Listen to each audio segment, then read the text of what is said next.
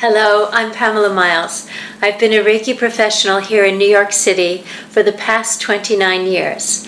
I've also been fortunate to mentor Reiki professionals around the world. The great Zen master Shunryu Suzuki once said, "The most important thing is to find out what is the most important thing." In Reiki practice, that's pretty easy. The most important thing is that we place our hands for self-practice every single day without fail. This is the way that we learn the most about our practice and also about the process of self-healing and self-development that starts from the inside and blossoms so beautifully with consistent practice. In this way, we're able to guide our students and clients, those of us who are professionals, and to share with our friends and family, those of us who practice only at home. If you are a Reiki professional, there are a few other things you also need to know. Hands-on yourself every day to start, but then you also need to be able to talk to people about what you do. Because being a Reiki professional is not like being a farmer or an accountant, a lawyer or a doctor or a plumber. We all know what those people do, but most people have never even heard the word Reiki.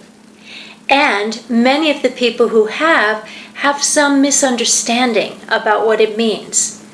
I've had many people say to me, "Oh yeah, Reiki, that hurts, doesn't it?" Well, of course, Reiki practice doesn't hurt, and I imagine that they're probably confusing it with Rolfing, and that gives me a place to start the conversation. But we never know what other misunderstandings people have. For the last 20 years, since I was asked to start the first in-hospital Reiki program at Beth Israel Medical Center, I have spent part of my Reiki working hours developing ways to speak to people about Reiki practice who wouldn't necessarily come across Reiki in their daily path. They certainly wouldn't be out looking for it. Some of these people, especially in the beginning, were doctors. And I knew that I needed to develop a different way to present Reiki practice to doctors than the way that it's usually presented.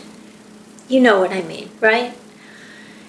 In doing so, in learning how to be true to Reiki practice and yet make it relevant to doctors, I also discovered how I could represent Reiki practice in a way that is, again, true to the practice, but make it relevant to anyone. And I mean anyone. The people who aren't likely to even know about Reiki practice, but people who could benefit from it if only someone would reach out to them and give them the information in a way that made sense to them.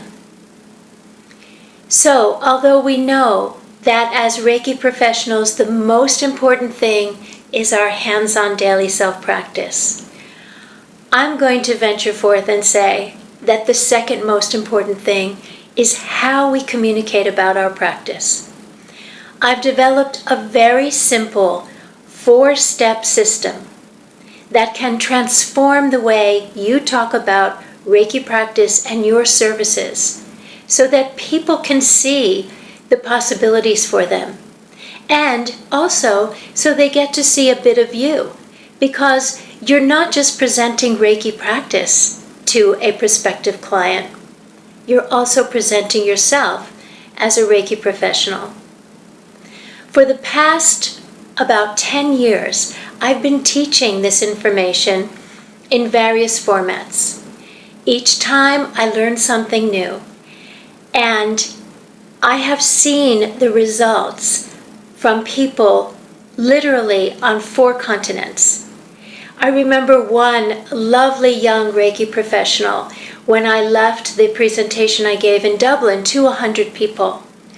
She stopped me and thanked me for being there, and she said, "Now I can talk about Reiki practice with my head held high and my feet on the ground." Isn't that what you want to do? To be able to be proud of your profession and to be able to be solid and grounded so that you can interact with people in a very natural and comfortable way and help them find their way to Reiki practice and to you. On Thursday, I am presenting this material for the very first time in an online training. My goal is to get it to as many Reiki professionals around the world as is possible. I would like you to take a moment and read about the offering and see if this resonates for you. We will meet Thursday live if you're available at 1 p.m., 1 o'clock in the afternoon, New York City time, for an hour and a half. And I will lay out the process, the 4-step system, and I will also tell you about the most common mistakes, many if not all of which you are undoubtedly making, and how to avoid them. Then 2 weeks later, on Thursday, December 3rd, we will have a follow-up coaching session. On that session, you'll be able to ask any questions, and both of the sessions will be recorded so that if you can't be live, or even if you are with us live but you want to go over the material again, you'll be able to do that at your leisure. From what I've seen over the years of people adopting this process, most people are able to hear the material once and immediately start making 1 or 2 little tweaks, things that can make a difference in their very next Reiki conversation. And then, of course, as you consider it more and play with it more, you're going to refine your presentation and get even better results. So in many ways, my 4-step balance system for communicating Reiki and connecting with more clients so you can help more people is very much like Reiki practice itself.